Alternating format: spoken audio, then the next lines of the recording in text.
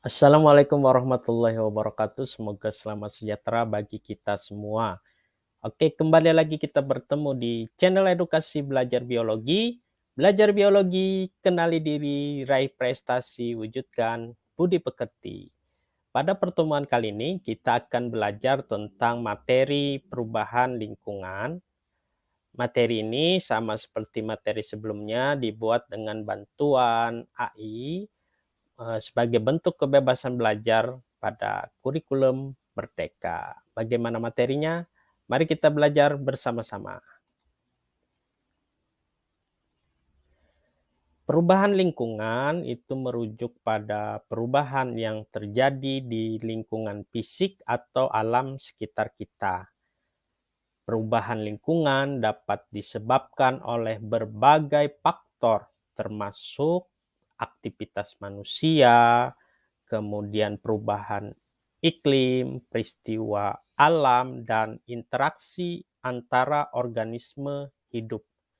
Dalam biologi, perubahan lingkungan memiliki dampak yang signifikan pada organisme hidup, termasuk manusia. Berikut beberapa perubahan lingkungan. Yang pertama, perubahan iklim adalah perubahan yang merujuk pada perubahan jangka panjang dalam cuaca global, termasuk peningkatan suhu rata-rata bumi. Nah, sekarang sudah mulai kerasan itu pemanasan global ya. Nah, perubahan iklim dapat memiliki dampak serius pada organisme hidup, seperti pergeseran pola migrasi, perubahan musim, dan peningkatan frekuensi dan intensitas bencana alam. Yang kedua ada deforestasi, adalah penghilangan atau pemusnahan hutan secara besar-besaran. Sekarang mulai kelihatan ya hutan itu sudah mulai gundul, tidak seperti yang dulu ya. Aktivitas manusia seperti penebangan pohon secara liar, kemudian berubahnya menjadi lahan pertanian, pemukiman, industri, itu menyebabkan deforestasi ini. Nah, dampaknya adalah termasuk hilangnya habitat bagi banyak spesies flora dan fauna, penurunan kualitas tanah, dan peningkatan emisi karbon dioksida. Sehingga balik lagi ini menyebabkan pemanasan global. Yang ketiga, pencemaran lingkungan. Pencemaran lingkungan itu terjadi ketika zat-zat berbahaya atau limbah buangan dibuang ke lingkungan.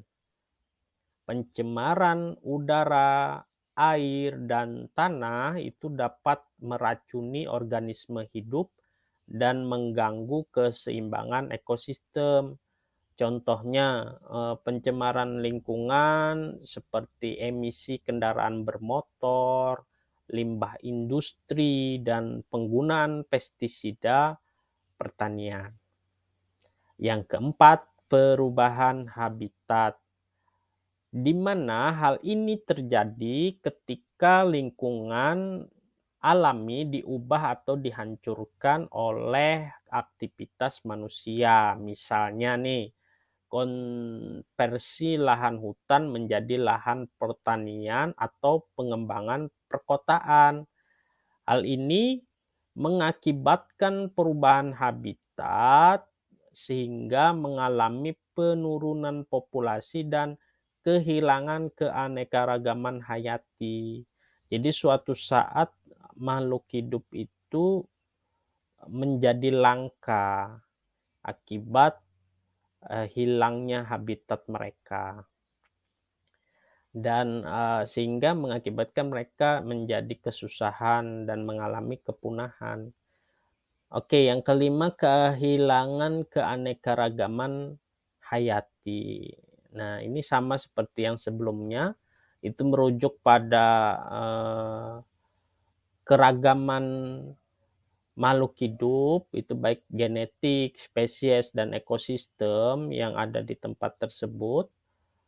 Sehingga ketika hal ini hilang, itu dapat menyebabkan kepunahan spesies dan penurunan keanekaragaman hayati. Nah, hal ini memiliki konsekuensi yang serius bagi keseimbangan ekosistem dan manusia.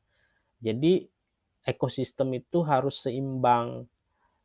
Ada produsen itu dimakan oleh konsumen, misalkan rumput itu dimakan oleh kelinci.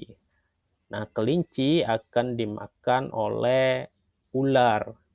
Ular misalkan akan dimangsa oleh elang. Nah, ketika rumput ini mengalami penurunan, maka populasi kelinci juga akan ikut turun. Ketika populasi kelinci turun, maka populasi ular juga akan menurun, dan begitu seterusnya, sehingga rusaklah keseimbangan yang ada di alam. Kemudian yang keenam, perubahan suhu dan curah hujan. Hal ini sudah mulai terasa pada zaman kita sekarang, yakni perubahan iklim yang juga dapat mempengaruhi suhu dan pola curah hujan di suatu daerah. Peningkatan suhu global ini dapat mempengaruhi ekosistem akuatik dan terestrial, mengubah siklus hidup organisme, dan menyebabkan pergeseran geografis bagi beberapa spesies. Yang terakhir, ketujuh, perubahan laut dan es. Nah, pemanasan global yang kita rasakan sekarang itu juga dapat mempengaruhi perubahan laut dan es di seluruh dunia, ya. Jadi ketika es ini mencair karena suhu yang begitu panas, seperti pada kutub utara, ya. Jadi es yang mencair itu meningkatkan debit air laut, sehingga air laut itu semakin naik, ya, semakin dalam. Nah, peningkatan suhu air laut juga menyebabkan pemutihan karang, kemudian hal ini dapat memiliki dampak besar pada kehidupan laut dan menyebabkan hilangnya habitat bagi spesies yang tergantung pada lingkungan ini.